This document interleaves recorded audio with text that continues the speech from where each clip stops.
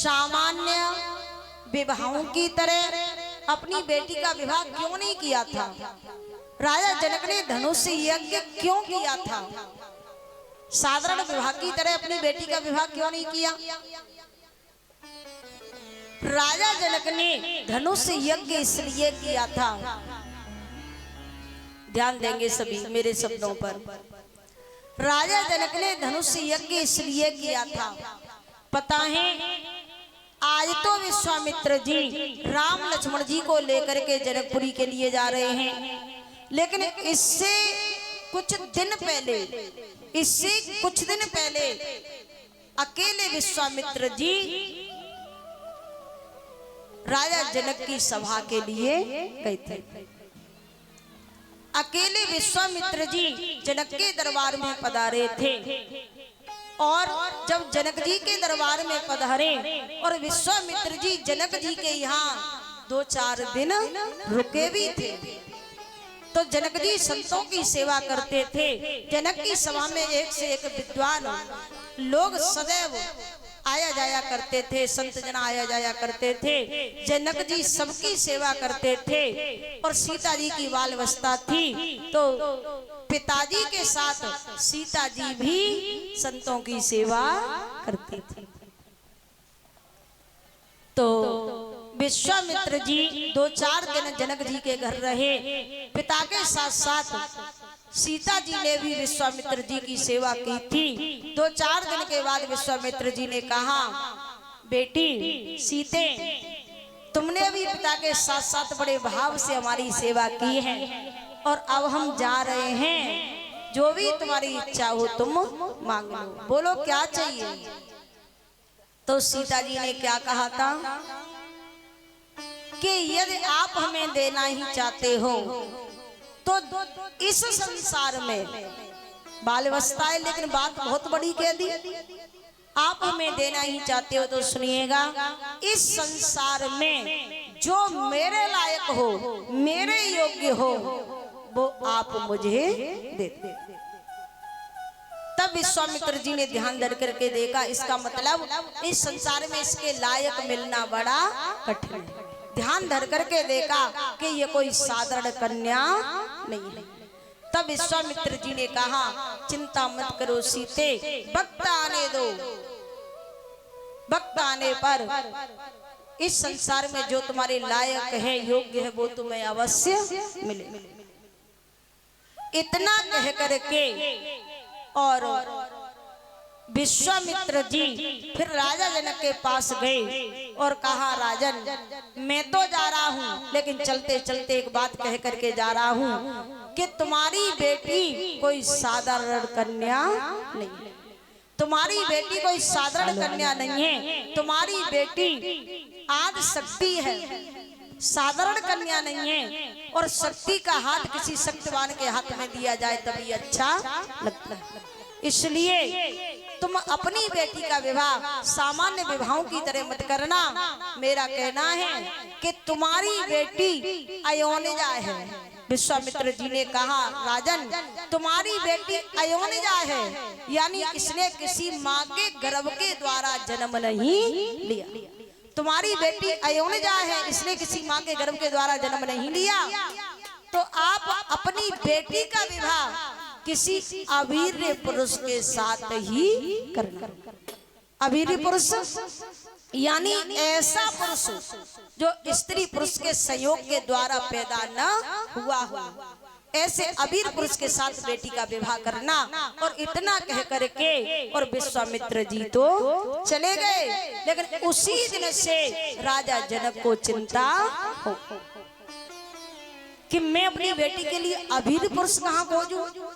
उसी दिन से राजा जनक ने बेटी के लिए अवीर पुरुष की खोज करना शुरू कर दिया, जो स्त्री पुरुष के सहयोग से पैदा न हुआ हो, ऐसा पुरुष खोज करना शुरू कर दी। लेकिन अभी तक अवीर पुरुष नहीं मिला।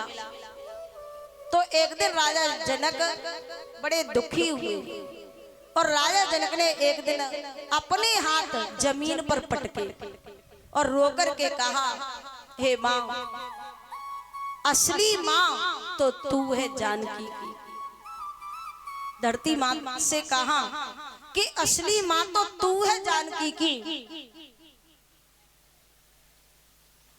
मैंने तो इसका पालन पोषण किया है। माँ मैं तो इस संसार में अवीर पुरुष खोजते खोजते थक गया, तू ही बता, तेरा विस्तार तो बहुत बड़ा है माँ, तेरा विस्तार तो बहुत बड़ा है। जब तूने ऐसी अयोनिजा बेटी को पैदा किया है तो तेरी कोख में कहीं न कहीं अबीर पुरुष भी खेल रहा होगा। अब तू ही बता, मैं तो थक गया खोज करते करते। तो उसी समय पृथ्वी माँ ने कहा आज के बाद तुम चिंता छोड़ दो, चिंता छोड़ दो और सुनो, शिवजी का दिया हुआ आपके पास धनुष है। धरती माँ ने कहा शिवजी का दिया हुआ आपके पास धनुष है, आप ऐसा करो धनुष से यज्ञ करो और जो भी वीर योद्धा धनुष को उठाएगा, सुनो, आप धनुष से यज्ञ करो और मैं धनुष को पकड़ करके रखूंगी। पृथ्वी माँ ने कहा मैं अपना पूरा गुरुत्व लगा दूंगी, पूरा बल लगा दूंगी, धनुष को पकड़ करके रखूंगी, कोई साधारण योद्धा आएगा वो धनुष को हिला तक नहीं पाएगा। और अबीर पुरुष के आते ही और उनके स्पर्श मात्र से ही मैं सारा बल छोड़ दूंगी, सारा गुरुत्व छोड़ दूंगी, बल छोड़ दूंगी और उनके स्पर्श मारते से ही धनुष टूट जावे तो आप फिर समझना कि ये कोई साधारण बालक नहीं है, साधारण पुरुष नहीं है, अवतारी समझना, अबीर पुरुष समझना और उसी के साथ बेटी का विवाह कर दे। इसलिए राजा जनक ने धनुष से यज्ञ किया। माँ पृथ्वी ने कहा था इसलिए धनुष से यज्ञ किया।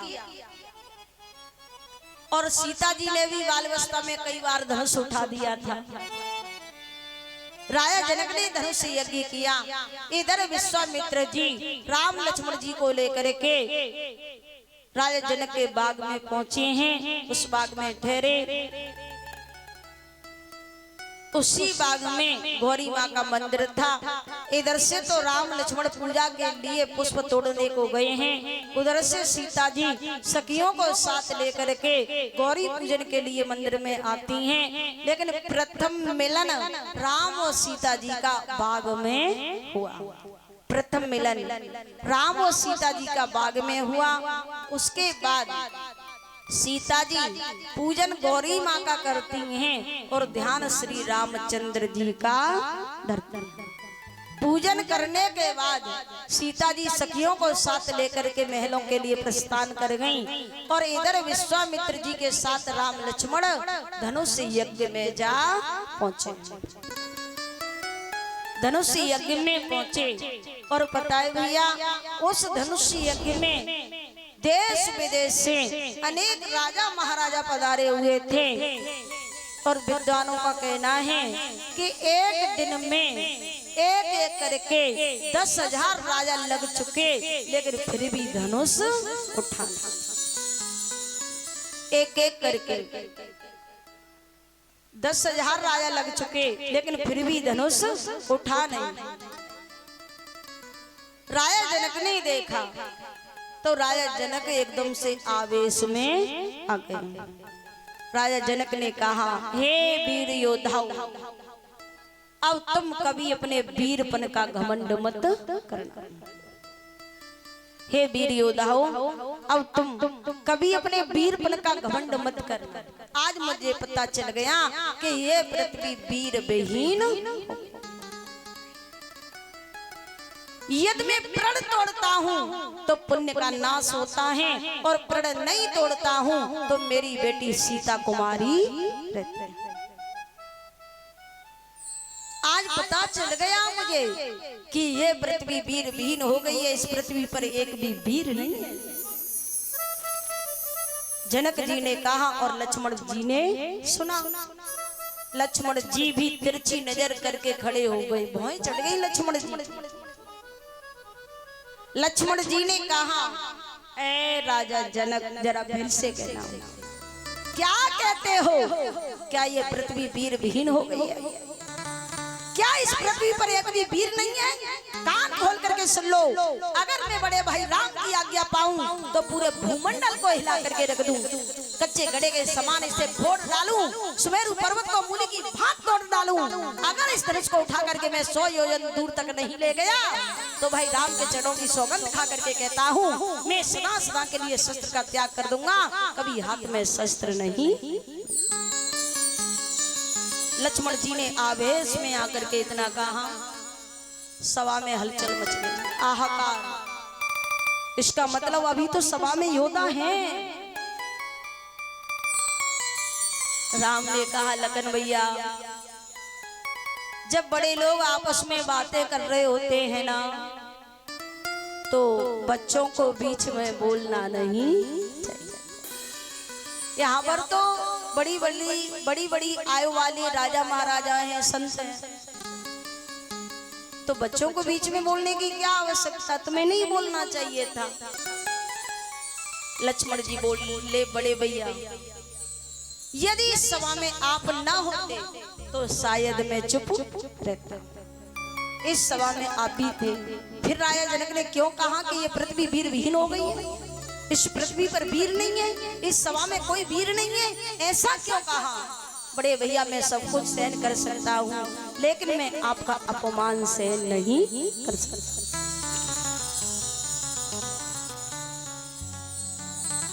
उसके बाद राम ने लखन को शांत किया, गुरुदेव ने भी समझाया। उसके बाद गुरुदेव ने कहा, राम राम, ये धनुष यज्ञ नहीं रहा। राम, अब ये धनुष यज्ञ नहीं रहा, अब ये धनुष यज्ञ एक समस्या बन गया है। सब लोग समस्या में उलझे हुए हैं कि अब क्या होगा, कैसे सीता जी का विवाह। सब लोग समस्या में पड़े हुए हैं, उलझे हुए हैं। और राम, समाज की समस्याओं को हल करना संतों का परम धर्म है। समाज की समस्याओं को दूर करना संतों का परम धर्म है। इसलिए राम, जाओ, धनुष को तोड़ दो और समाज की समस्याओं को दूर कर। गुरुदेव की आज्ञा पाते ही राम ने गुरुदेव के चरणों में नमन किया, माता पिता का ध्यान किया, आकाश में स्थिर सभी देवी देवताओं को नमन किया। राम धनुष के पास पहुंचे। राम ने ये कार्य इतनी फुर्ती के साथ किया, बाबा तुलसी बता रहे हैं, राम ने ये कार्य इतनी फुर्ती के साथ किया। लेत छड़ावत खेंचत गाड़े, काऊ न लखा देख सब ठाड़े, ते छड़ राम मध्य धनु तोड़ा, और भरे भुवन दुनि घोर कठोर। बोली श्री रामचंद्र भगवान की,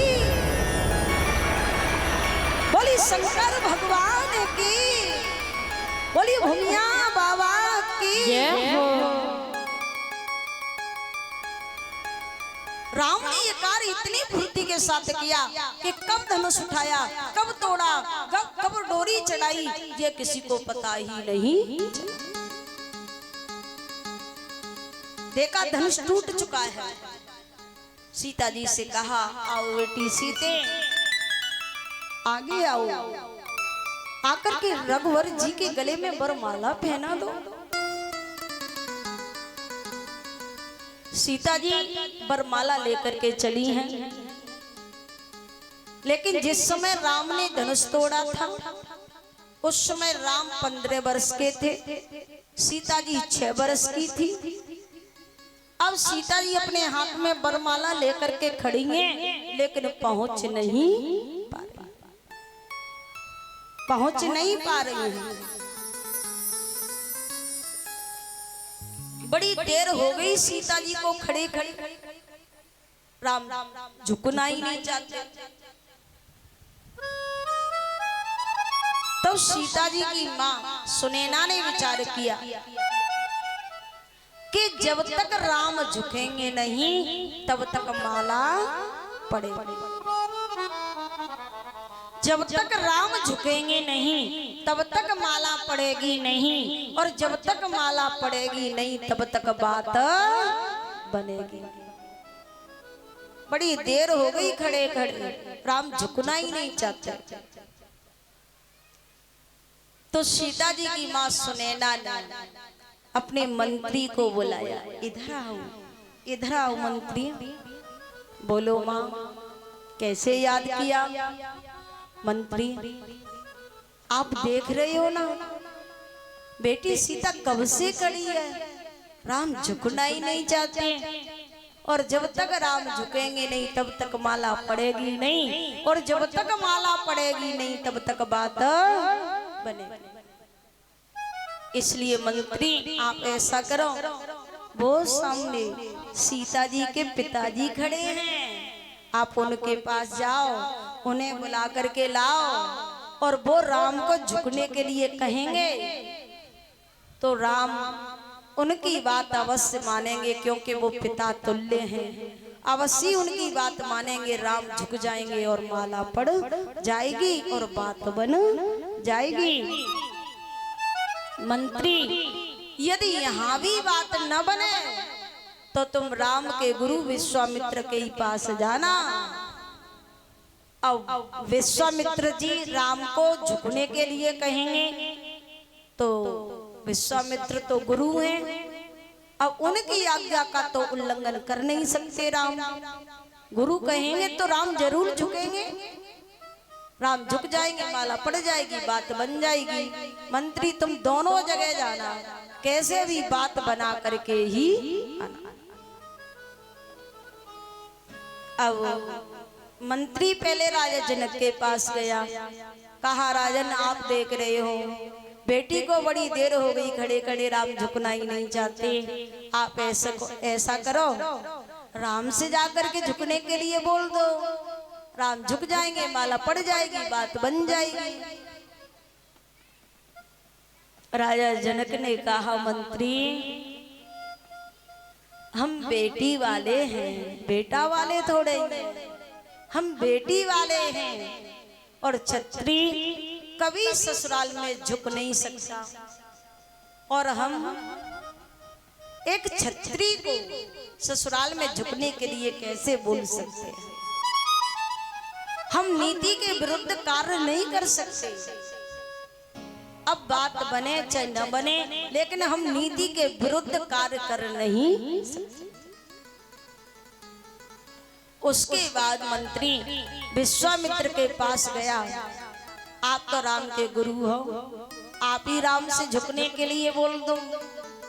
विश्वामित्र जी ने कहा मंत्री देखो, यह धनुष यज्ञ एक समस्या बन गया था, समाज की समस्या को दूर करने के लिए मैंने राम से कह दिया धनुष तोड़ दो, राम ने धनुष तोड़ दिया, समाज की समस्या दूर हो गई, हल हो गई। और अब तो भैया शादी की बात है, और हम तो सन्यासी हैं, महात्मा हैं, शादी विवाह के बारे में तो मंत्री हम कुछ नहीं कह सकते। अब तो राम जाने और आप जाने, शादी विवाह के बारे में हम कुछ नहीं कह सकते, हमें कुछ लेना देना नहीं है। संतों का धर्म है समाज की समस्याओं को दूर करना, इसलिए समाज की समस्या दूर कर दी हमने, धनुष तोड़वा दिया। लेकिन अब तो शादी की बात है, अब तो आप जाने और राम जाने, इसमें हम कुछ नहीं कर सकते। अब मंत्री निराश होकर के माँ सुनैना के पास गया। मैया सुनैना ने कहा कहो मंत्री बात बनी कि नहीं बनी? मंत्री ने कहा सुनो मैया, मैं दोनों जगह गया, हाई कोर्ट भी गया और सुप्रीम कोर्ट भी, दोनों जगह गया, लेकिन बात तो फिर भी नहीं बनी। अब मैया सुनैना ने विचार किया कि अब तो मुझे ही कुछ करना, अब तो मुझे ही कुछ करना पड़ेगा। और मैया कहती हैं लाला रघुवीर मेरी लली छोटी है, वारी है, बस थोड़े से झुक जाओ, थोड़े से झुक जाओ ना लाला रघुवीर। और क्या कहती है मैया सुनैना,